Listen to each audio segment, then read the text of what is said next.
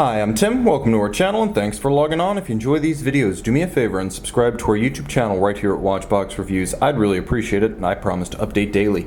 If you love this watch, you can see it and you can purchase it on our website, thewatchbox.com.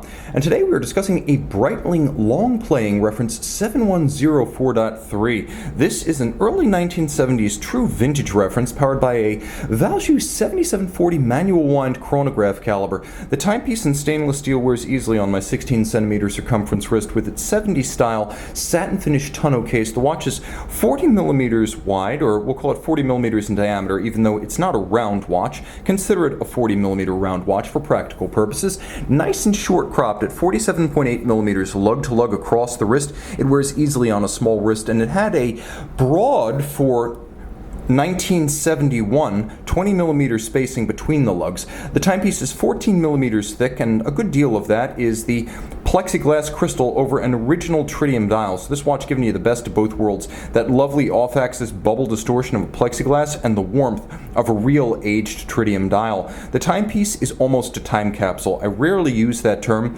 because I reserve it for only the best of survivors, and this watch certainly qualifies. With all of the original metal, factory finish, the dial impeccable with the exception of the understandable fade with time, the vivid orange used on the hands of the dial, and the calibrations of the bidirectional anodized bezel. This is a watch that has not aged one day, indices aside. Now let's take a quick look, 16 centimeter circumference wrist, so you're getting the best possible overhead view of the fit of the watch.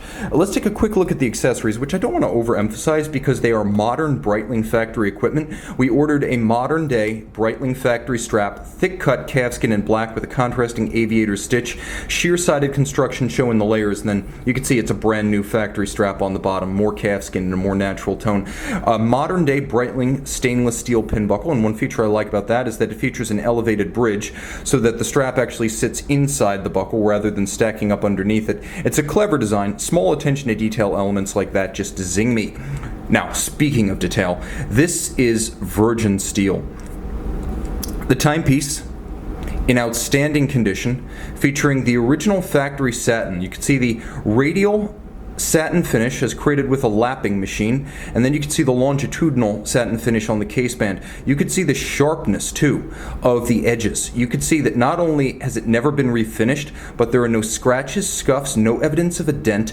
You have the crown and chronograph pushers shouldered for shear guard protection back in the day. You have that bezel, which is bidirectional winding, and as you can see, it's double calibrated, featuring both 12 hours and 60 minutes.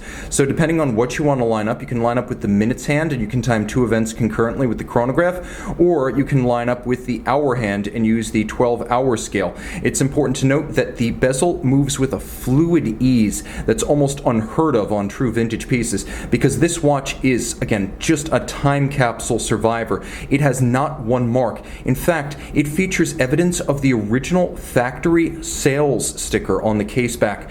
This is a watch that is so original, it even features some of the original adhesive underneath that. So a watch that may not even have been worn.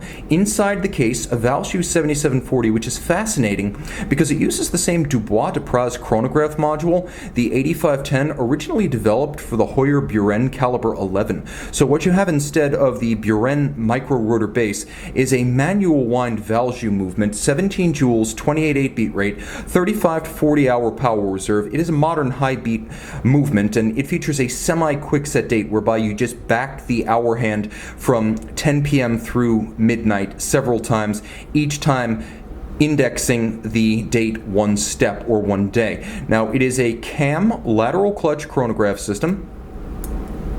Pardon me, with Dubois de Praz, it's going to be a vertical clutch chronograph system. I apologize.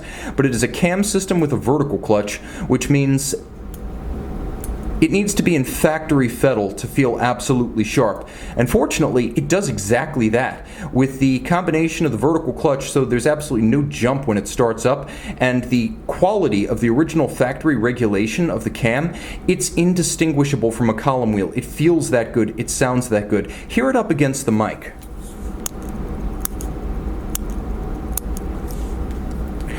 Again, the feel of a movement that has just come out of the factory is unlike anything else, and this has that virgin feel.